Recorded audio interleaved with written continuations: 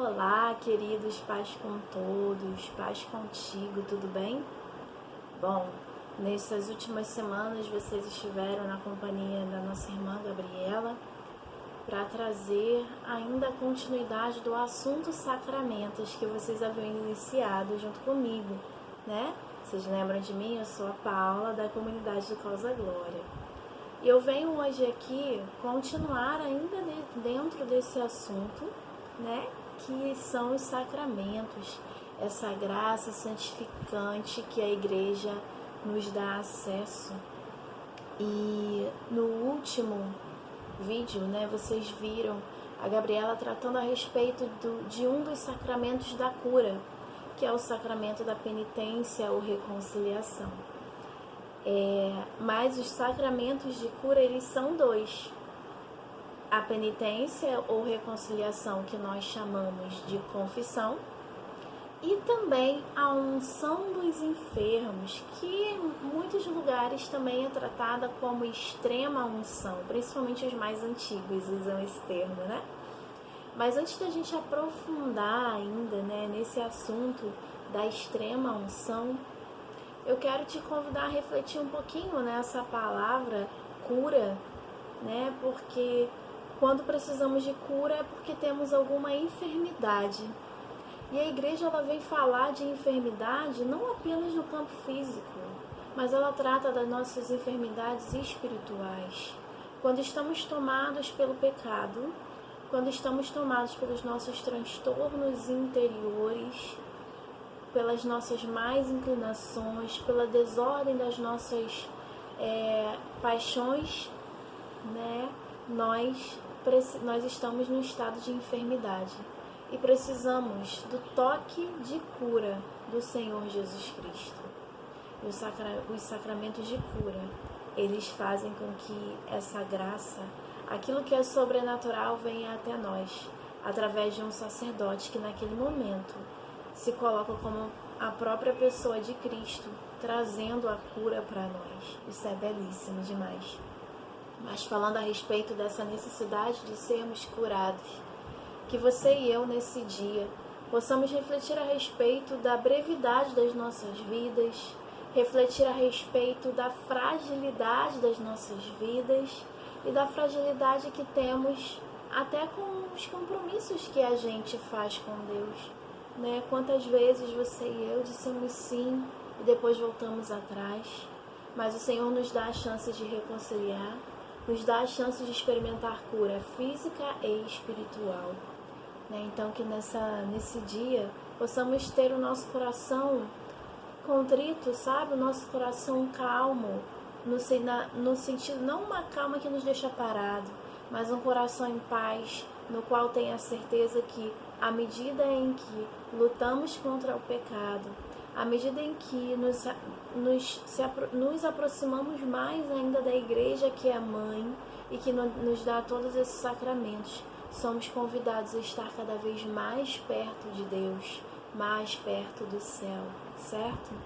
E nessa certeza que precisamos de renovação, de que precisamos de transformação e cura, quando pensamos nos nossos pecados e nas lutas que precisamos travar para viver uma vida de santidade com Deus, com a igreja, né? Nos voltamos para o Senhor.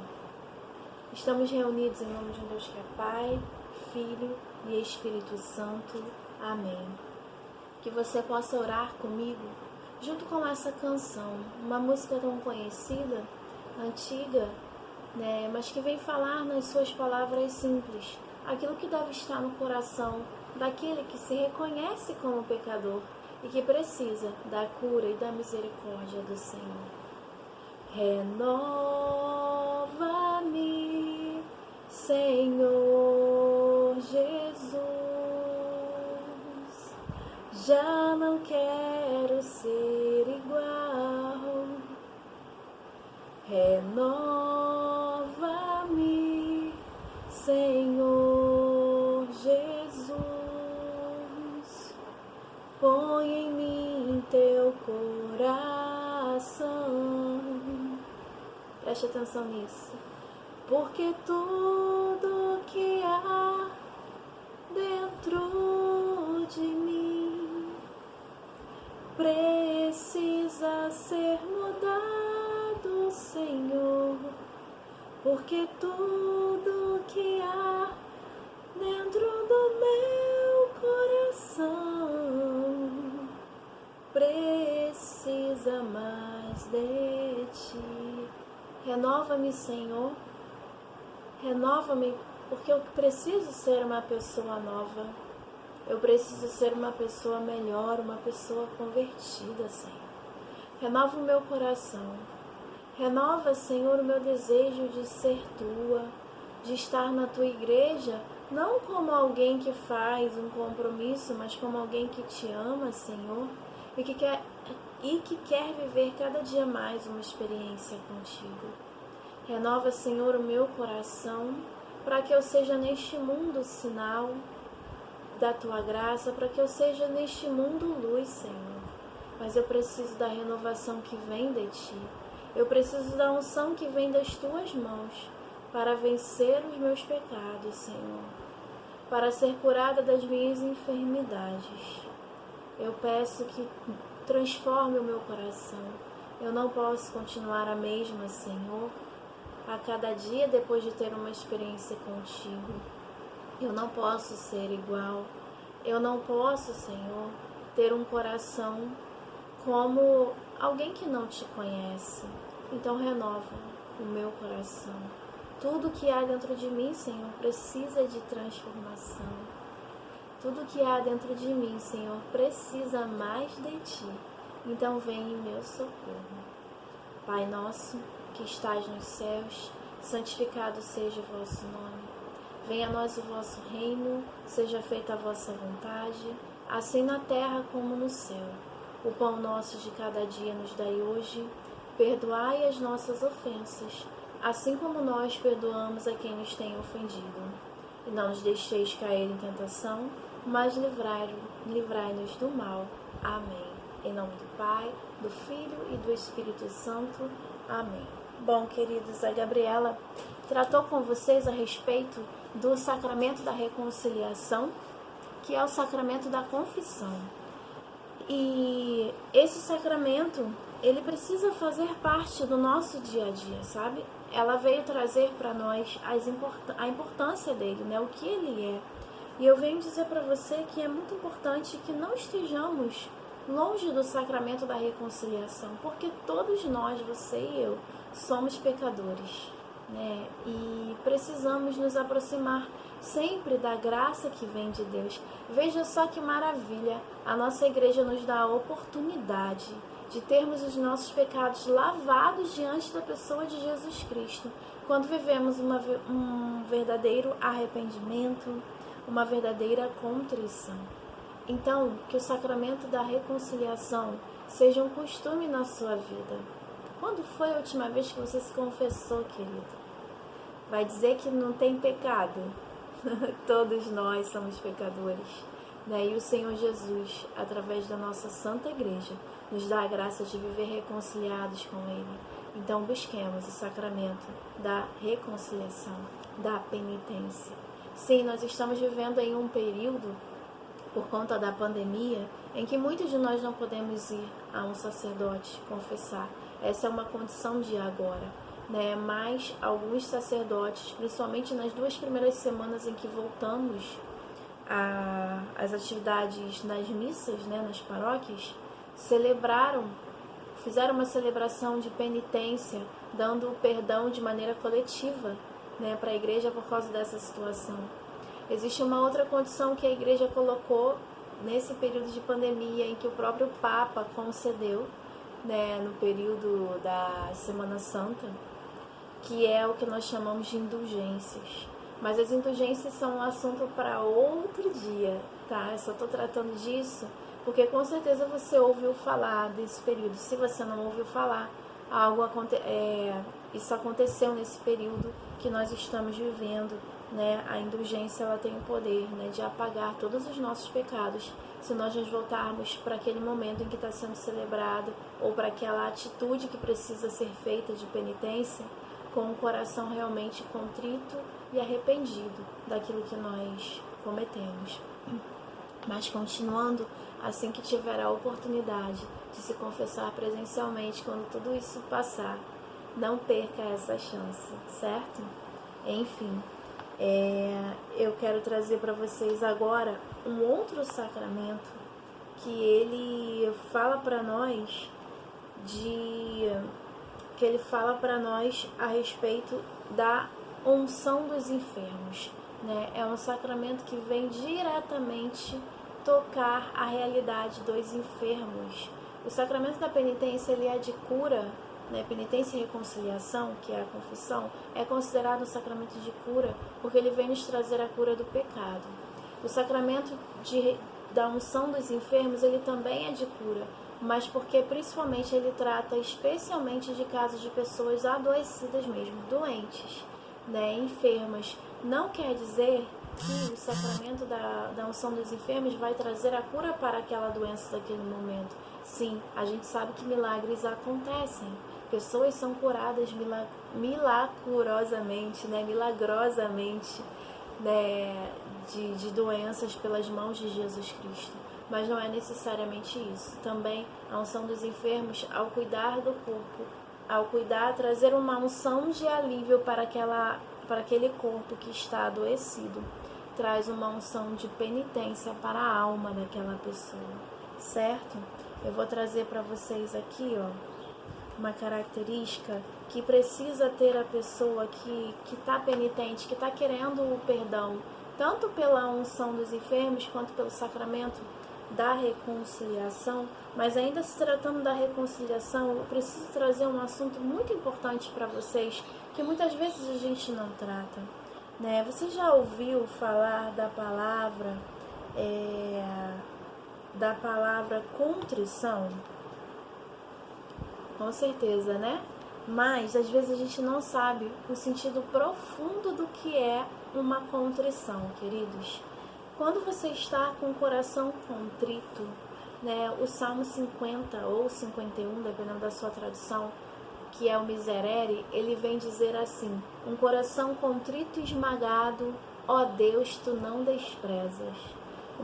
Por maior que tenha sido o seu pecado, se existe o arrependimento verdadeiro, a contrição verdadeira, né, você busca o sacramento da reconciliação, não tem como Deus deixar de olhar para você e te perdoar dos seus pecados.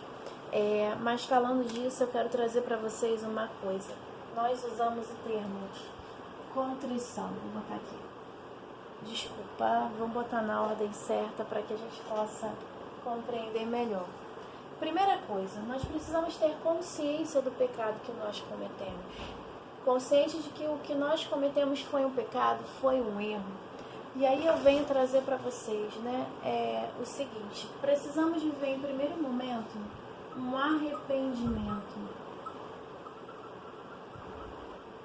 Você precisa se dar conta de que aquilo que você cometeu foi de fato um pecado. Então você se arrepende daquilo. Então o arrependimento é isso, é você se dar conta do seu erro, né, e não querer fazer de novo. Sabe, aquele sentimento de caramba, que eu sou, eu preciso me converter, certo? Só que você não pode ficar só nesse arrependimento.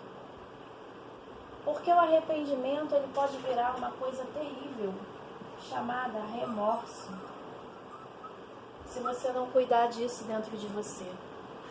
O remorso não é uma virtude, não é algo bom. O remorso, sabe, é quando você fica remoendo algo. O que é remoer algo? É você ficar repetindo aquilo. É como se você mastigasse uma comida, ingerisse, depois você meio que regurgitasse aquilo, né? Tipo um vômito, um golfo de criança, e você mastigasse de novo aquilo que seu corpo rejeitou e engolisse de novo. Isso é o remorso. E quando nós não procuramos um arrependimento, quando não vivemos um arrependimento verdadeiro, corremos o risco de ficar aqui. E a nossa igreja não quer deixar você dessa forma, querida. Ele quer te dar uma condição de paz, de liberdade verdadeira. Não liberdade que o mundo fala, tá? Mas liberdade verdadeira no Senhor.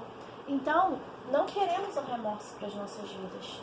Queremos o arrependimento que gera o quê? Contrição. Ah, Paula, mas contrição e arrependimento não é a mesma coisa? Não. O arrependimento é o primeiro passo. A contrição ela é mais profunda. Olha o que o Catecismo da Igreja Católica, no número 1451, vem dizer pra gente. Entre os atos do penitente, a contrição vem em primeiro lugar. Consiste numa dor da alma e detestação do pecado cometido, com a resolução de não mais pecar no futuro. Entende? Por que diz que aqui é o primeiro, né? Porque o arrependimento é você se dar conta, mas quando você quer se voltar mesmo para uma vida nova, o primeiro passo é a contrição, porque a contrição consiste numa dor na alma. Você tá com dor na alma porque você cometeu aquele pecado. Senhor, eu não queria ter feito isso e eu fiz. Na minha condição de pecador eu caí nisso. A sua alma dói. E além da dor na alma, você precisa gerar um sentimento de asco, de nojo daquele pecado que você cometeu. Você detesta o pecado. Ah, mas Paula, se for um daqueles pecados que são coisas que trazem prazer, né? Por exemplo, se eu pela gula, né, pelo excesso de comida, é tão bom comer, né? Então eu não vou estar detestando o pecado. Eu não estou falando que você vai deixar de sentir o prazer pela comida, de ter desejo em comer, porque isso é natural do ser humano. Mas você escolhe não mais viver de maneira desequilibrada aquilo, porque comer não é pecado. Comer exageradamente, enlouquecidamente se torna um pecado, né? Quando a gente sai da moderação, entende? E aí você vai se comprometer com o quê? Né? Em fazer de tudo, em lutar de verdade para não mais pecar comendo exageradamente, entende? Eu trouxe esse exemplo do pecado da gula porque ele é muito visível, né? Muito fácil de compreender. Então você vai ficar contrito, né? A contrição, ela é uma dor na alma por ter se arrependido de ter feito aquilo e você ao mesmo tempo rejeita o pecado. Você não quer o pecado mais para sua vida. Por mais que você se sinta tentado, você não quer aquilo, entende? Você tem a tentação, sua carne até deseja aquilo, mas você decide que você não quer mais aquilo para a sua vida, entende? Tá? Existe aquela frase de que a carne é fraca, e realmente é. Mas a partir do momento que você tomar uma decisão, a carne não é mais desculpa, né? Então, continuando, depois que a gente vive esse movimento de contrição, precisamos viver uma conversão. A conversão é a mesma coisa que uma transformação.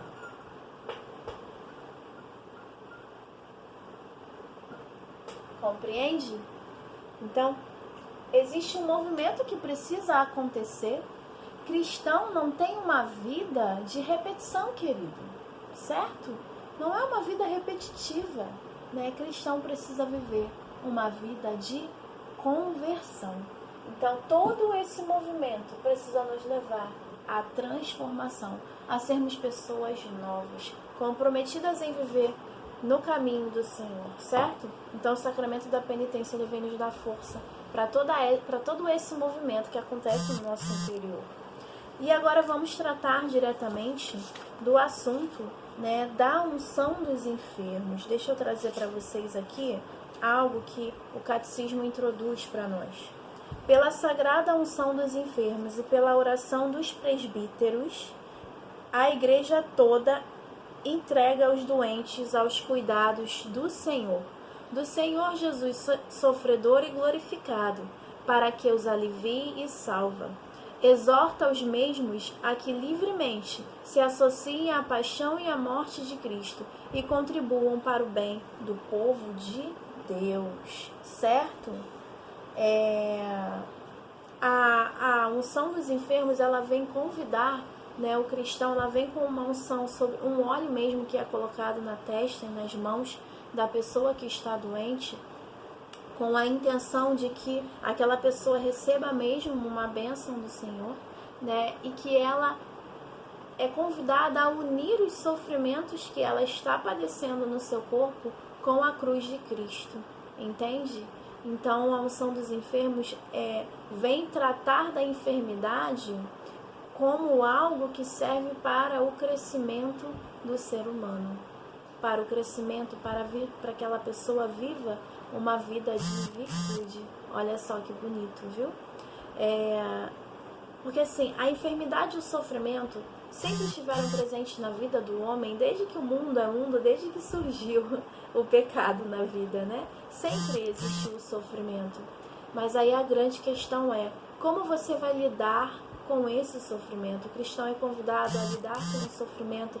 Claro, vai se cuidar, vai fazer os tratamentos necessários do corpo, os tratamentos médicos irá fazer, mas também precisa do tratamento da alma, porque nós não somos só corpo, nós somos corpo e alma, certo? E tanto o corpo quanto a alma são chamados à santificação, né? Então, a intenção, né, do sacramento é trazer um alívio para o corpo e para a alma da pessoa, certo? Jesus Cristo, ele é o médico dos médicos. Por que ele é o médico dos médicos? Porque além da enfermidade, ele cura a nossa alma. Além da enfermidade, Jesus Cristo vem trazer salvação. Toda vez que um doente se aproximou de Cristo na palavra, quando a gente lê na palavra, Jesus Cristo trouxe cura para a vida daquela pessoa, mas ele não trouxe simplesmente uma cura física. Ele levou a pessoa a uma transformação, certo? Todas as vezes em que alguém se aproximou de Jesus, queria tocar nele, lembra da hemorroísa que tinha um fluxo de sangue por anos, tocou em Jesus Cristo, só de tocar na orla do manto, ela sentiu a força que vinha dele e foi curada. Só que Jesus, quando se volta para ela, ele diz, tua fé te salvou. Quando ele cura várias pessoas na palavra, né? Quando ele cura o cego, quando ele cura Maria Madalena dos pecados dela, quando ele liberta Maria Madalena dos demônios, né? Ele diz, não peques mais, certo? Então, existe um movimento de conversão, de desejo de conversão da alma da pessoa que está enferma também, mas existe um movimento sobrenatural de Jesus Cristo que vem, além de trazer o alívio, né, a sensação do alívio e o alívio para a alma daquela pessoa, Jesus Cristo, ele vem também, né, trazer a consciência de que o sofrimento e a enfermidade, ela nos aproxima de Deus à medida que nós meditamos na nossa fragilidade humana, certo? O sacramento da unção dos enfermos, muitas vezes ele é confundido. As pessoas pensam que só é para receber quem vai morrer. Como se fosse assim, recebeu a unção dos enfermos, pronto, morreu. Não, não necessariamente. Existem umas condições, né, para as pessoas receberem o sacramento, né? Primeiro, quem administra esse sacramento vai ser sempre um sacerdote, ou um bispo, ou um padre, sempre um sacerdote, tá? Olha o que está escrito aqui. A unção dos enfermos, no número 15 e 14, 1514. A unção dos enfermos não é um sacramento só daqueles que se encontram às portas da morte. Portanto, o tempo oportuno para receber a unção dos enfermos é certamente o momento em que o fiel começa a correr perigo de morte, por motivo de doença, debilitação física ou velhice. Então, se alguém está com alguma doença, por exemplo, né, uma doença grave como um câncer, né, e tudo, existe o perigo de morte na vida daquela pessoa, ela pode receber o sacramento da unção dos enfermos. Ou até mesmo se é uma pessoa muito idosinha, né, não está com uma doença tão aparente, mas existe a possibilidade maior dela vir a falecer,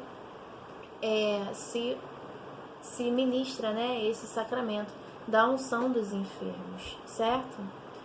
Se o enfermo que recebeu a unção dos enfermos recobrar a saúde, pode, em caso de recair em doença grave, receber de novo esse sacramento.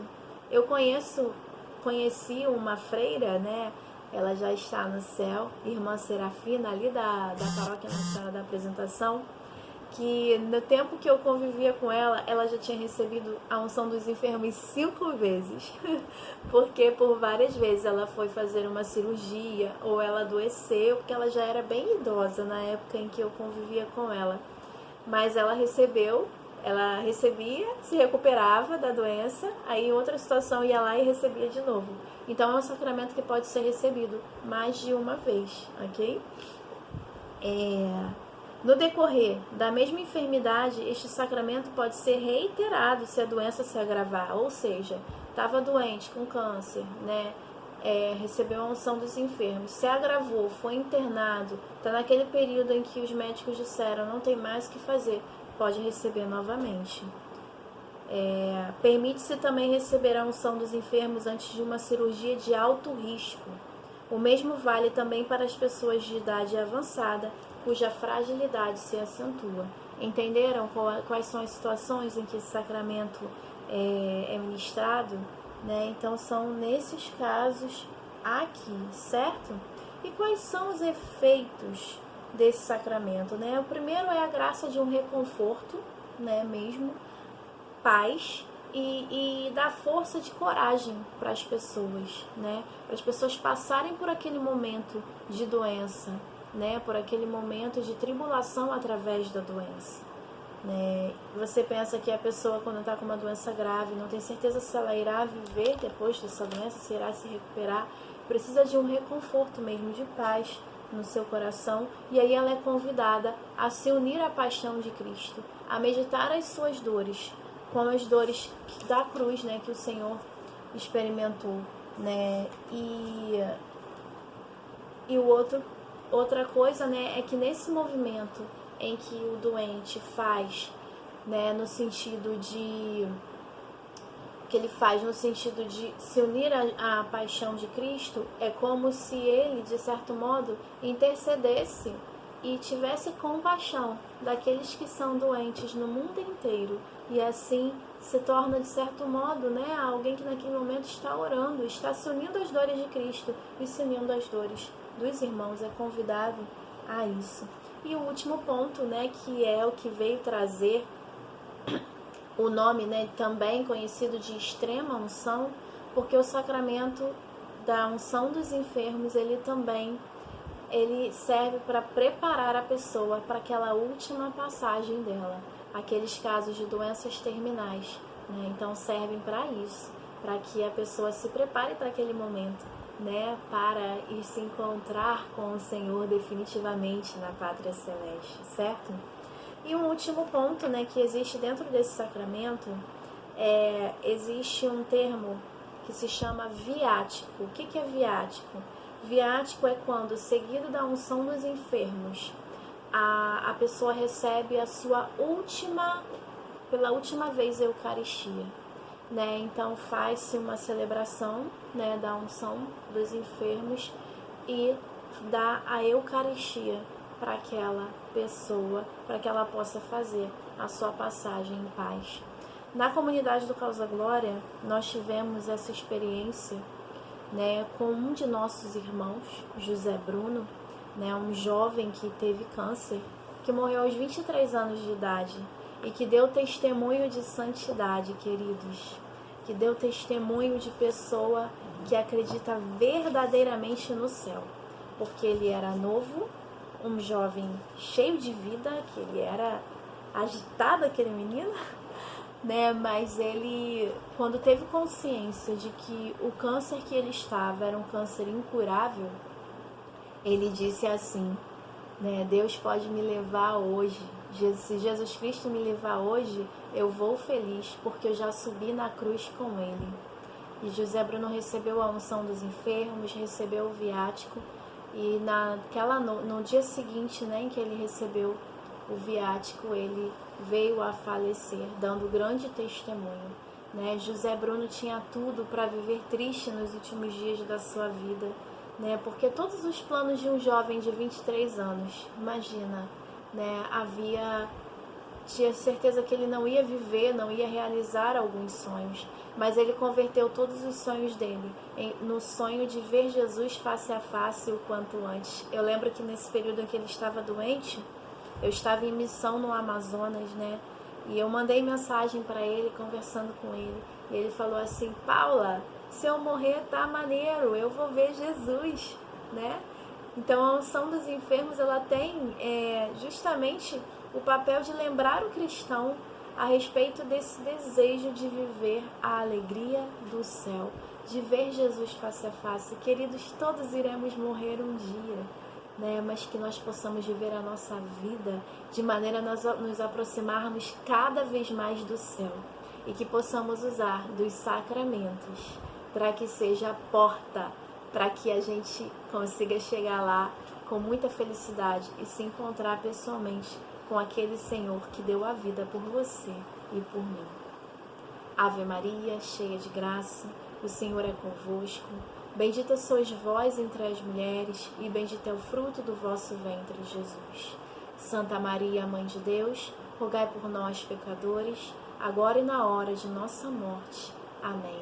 Em nome do Pai, do Filho e do Espírito Santo. Amém. Tchau, queridos.